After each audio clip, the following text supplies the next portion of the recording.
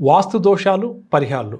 కొన్ని సందర్భాల్లో మన జీవితం సాఫీగా సాగిపోతుంది. చక్కగా ఉద్యోగం ఉంది, కుటుంబ సభ్యులందరూ కూడా ఆనందంగా ఉన్నాము అని చెప్పి అనుకుంటూ ఉంటే, అకస్మాత్తుగా కొన్ని అనుకోని బాధాకర సంఘటనలు కొన్ని మనకి ఎదురవుతుంటాయి. అది ఏ రూపంలో ఎదురవుతుందో, ఎప్పుడు ఎదురవుతుందో మనం చెప్పలేమండి. ఇటువంటి సమస్య ఎవరికైతే అకస్మాత్తుగా ఎదురైందో అటువంటి వారు కానీ, లేకపోతే ఇటువంటి సమస్య ఏదన్నా కూడా ఎదురవుతుందేమో అని కొన్ని సందర్భాల్లో మనం భయపడుతూ ఉంటామండి.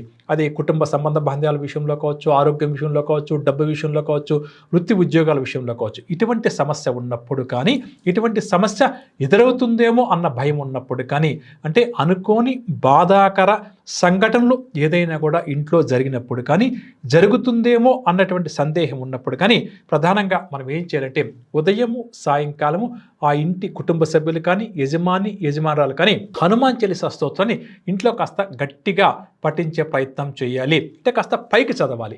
అలా చదవడం కష్టం అనుకున్న వారు కాస్త ఏదైనా కూడా యూట్యూబ్లో కానీ, లేకపోతే మనకి ఈ మధ్య విరివిగా సోషల్ మీడియా లభిస్తుంది కదా, హనుమాన్ చాలీసా స్తోత్రాన్ని కాస్త గట్టిగా పెట్టి వినే ప్రయత్నం చేయాలి. యజమాని చదివితే చాలా మంచిదండి. అలా వీలు కాని పక్షంలో నెక్స్ట్ ఆప్షన్ అనమాట ఈ విధంగా వినడం. ఈ విధంగా చేసి హనుమాన్ చాలీసా పూర్తయిన తర్వాత కర్పూరం వెలిగించి కాస్త గదికి కూడా ఆ కర్పూరం తీసుకుని వెళ్ళే ప్రయత్నం చేయాలి. ఈ విధంగా కానీ చేస్తే తప్పకుండా కూడా అనుకోకుండా కొన్ని సంఘటనలు ఏవైతే బాధాకరమైనవి జరుగుతాయో అటువంటి వాటి నుంచి తేలిగ్గా బయటపడతాము.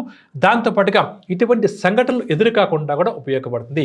కాబట్టి తప్పకుండా కూడా ఉదయము సాయంకాలము హనుమాన్ చాలీసా స్తోత్రాన్ని ప్రతినిత్యం కూడా ఇంట్లో కుటుంబ సభ్యులు ఎవరైనా కానీ, కుటుంబ యజమాని కానీ పఠిస్తూ ఈ విధంగా కర్పూర హారతిని స్వామివారికి ఇస్తూ ఇల్లంతా కూడా ఆ కర్పూరం వెలుగుతున్న కర్పూరాన్ని తీసుకొని తిరిగితే తప్పకుండా కూడా నెగిటివ్ ఎనర్జీస్ లాంటివి ఏదైనా ఉంటే తొలగిపోయి మంచి సంఘటనలు ఇంట్లో క్రమేపీ కూడా జరుగుతాయి అని ఒక్క మాటలో చెప్పవచ్చు.